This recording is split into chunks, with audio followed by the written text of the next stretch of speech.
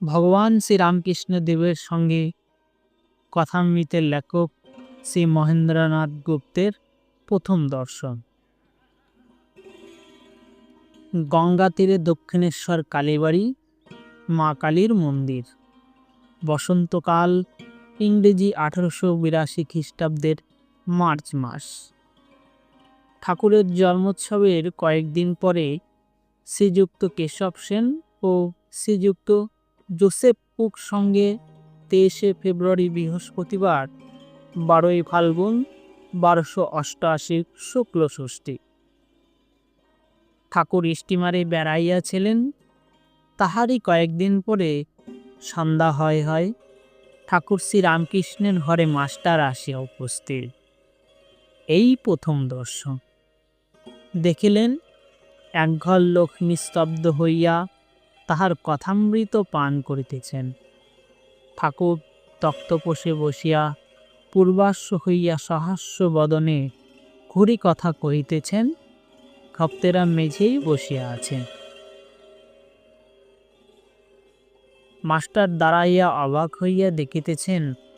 তাহার বোধ হইল যেন সাক্ষাৎ সুখদেব ভগবৎ কথা কহিতেছেন, আর সর্বতীর্থের সমাগম হইয়াছে, অথবা যেন শ্রী চৈতন্য পুরীক্ষেত্রে রামানন্দ স্বরূপাদি ভক্ত সঙ্গে বসিয়া আছেন ও ভগবানের নাম গুণকীর্তন করিতেছেন।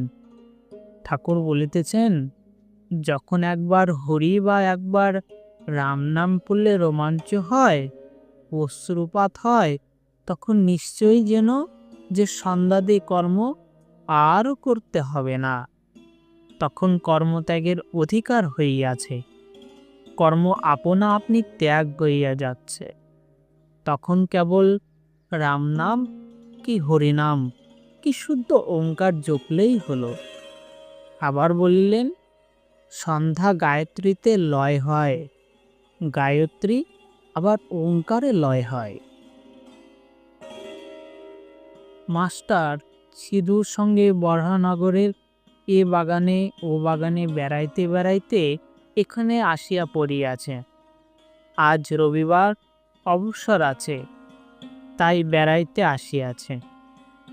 শ্রীযুক্ত প্রসন্ন বাড়ুজ্যের বাগানে কিয়ৎক্ষণ পূর্বে বেড়াইতেছিলেন। তখন সিধু বলিয়াছিলেন, গঙ্গার ধারে একটি চমৎকার বাগান আছে, সে বাগানটিকে দেখতে যাবেন? সেখানে একজন পরমহংস আছে।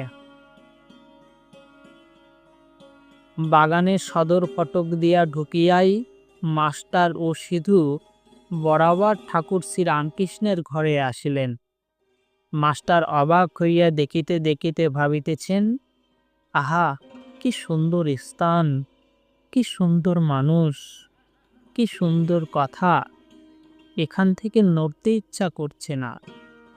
কিয়ৎক্ষণ পরে মনে মনে বলিতে লাগিলেন, একবার দেখি কোথায় এসেছি, তারপর এখানে এসে বসব। সিধুর সঙ্গে ঘরের বাহিরে আসিতে না আসিতে আরুদের মধুর শব্দ হইতে লাগিল।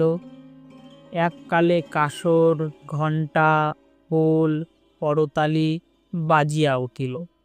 বাগানের দক্ষিণ সীমান্ত হইতে নহবতের মধুর শব্দ আসিতে লাগিল। সেই শব্দ ভাগীরথীকে যেন ভ্রমণ করিতে করিতে অতি দূরে গিয়া কোথায় মিশিয়া যাইতে লাগিল। মন্দ মন্দ কুসুম গন্ধবাহী বসন্ত নীল সবে জ্যোৎস্না উঠিতেছে। ঠাকুরদের আরতির যেন চতুর্দিকে আয়োজন হইতেছে। মাস্টার দ্বাদশ শিব মন্দিরে, শ্রী শ্রী রাধাকান্তের মন্দিরে ও শ্রী শ্রী ভবতারিণীর মন্দিরে আরতি দর্শন করিয়া পরম প্রীতি লাভ করিলেন। সিধু বলিলেন, এটি রাসমণির দেবালয়, এখানে নিত্য সেবা, অনেক অতিথি কাঙাল আসে। কথা কহিতে কহিতে ভবতারিণীর মন্দির হইতে বৃহৎ পাকা উঠানের মধ্য দিয়া পাদচারণ করিতে করিতে দুজনে আবার ঠাকুর শ্রীরামকৃষ্ণের ঘরের সম্মুখে আসিয়া পড়িলেন। এবার দেখিলেন ঘরের দ্বার দেওয়া, এইমাত্র ধোনা দেওয়া হইয়াছে। মাস্টার ইংরেজি পড়িয়াছেন, ঘরে হঠাৎ প্রবেশ করিতে পারিলেন না। দ্বার দেশে বিন্দে ঝি দাঁড়াইয়াছে। জিজ্ঞাসা করিলেন, হ্যাঁ গা, সাধুটি কি এখন এর ভেতর আছেন? বিন্দে, হ্যাঁ, এ ঘরের ভেতর আছে। মাস্টার, ইনি এখানে কদিন আছেন? বিন্দে, তা অনেক দিন আছেন। মাস্টার, আচ্ছা, ইনি কি খুব বইটই পড়েন? বিন্দে, আর বাবা বইটই, সব ওর মুখে। মাস্টার সবে পড়াশোনা করে এসেছেন, ঠাকুর শ্রীরামকৃষ্ণ বই পড়েন না শুনে আরও অবাক হলে। মাস্টার, আচ্ছা, ইনি বুঝি এখন সন্ধ্যা করবেন? আমরা কি এ ঘরের ভেতর যেতে পারি? তুমি একবার খবর দেবে? বিন্দে, তোমরা যাও না বাবা, ঘরে গিয়ে বসো। তখন তাহারা ঘরে প্রবেশ করিয়া দেখেন ঘরে আর অন্য কেহ নাই। ঠাকুর শ্রীরামকৃষ্ণ ঘরে একাকী তক্তপোষের উপর বসিয়া আছেন। ঘরে ধোনা দেওয়া হইয়াছে ও সমস্ত দরজা বন্ধ। মাস্টার প্রবেশ করিয়াই বন্ধাঞ্জলি হইয়া প্রণাম করিলেন। ঠাকুর শ্রীরামকৃষ্ণ বসিতে অনুজ্ঞা করিলে তিনি ও সিধু মেঝেতে বসিলেন। ঠাকুর জিজ্ঞাসা করিলেন, কোথায় থাকো, কি করো, বরাহনগরে কি করতে এসেছ, ইত্যাদি। মাস্টার সমস্ত পরিচয় দিলেন, কিন্তু দেখিতে লাগিলেন যেন ঠাকুর মাঝে মাঝে যেন অন্য মনস্ক হইতেছেন। পরে শুনিলেন এরই নাম ভাব।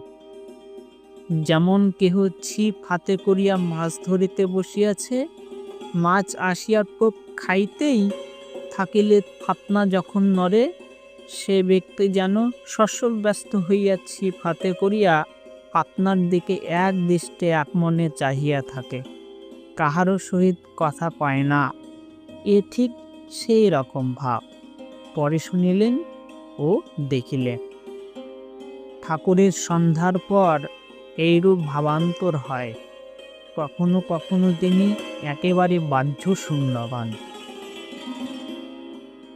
মাস্টার, আপনি এখন সন্ধ্যা করবেন? তবে এখন আমরা আসি। শ্রীরামকৃষ্ণ ভাবস্থ, না, সন্ধ্যা তা এমন কিছু নয়। আর কিছু কথাবার্তার পর মাস্টার প্রণাম করিয়া বিদায় গ্রহণ করিলেন। ঠাকুর বলিলেন, আবার এসো। মাস্টার ফিরিবার সময় ভাবিতে লাগিলেন, এ সৌম্য কে, যাহার কাছে ফিরিয়া যাইতে ইচ্ছা করিতেছে? বই না পড়িলে কি মানুষ মহৎ হয়? কি আশ্চর্য, আবার আসিতে ইচ্ছা হইতেছে। ইনিও বলিয়াছেন, আবার এসো, কাল কি পরশু সকালে আসে।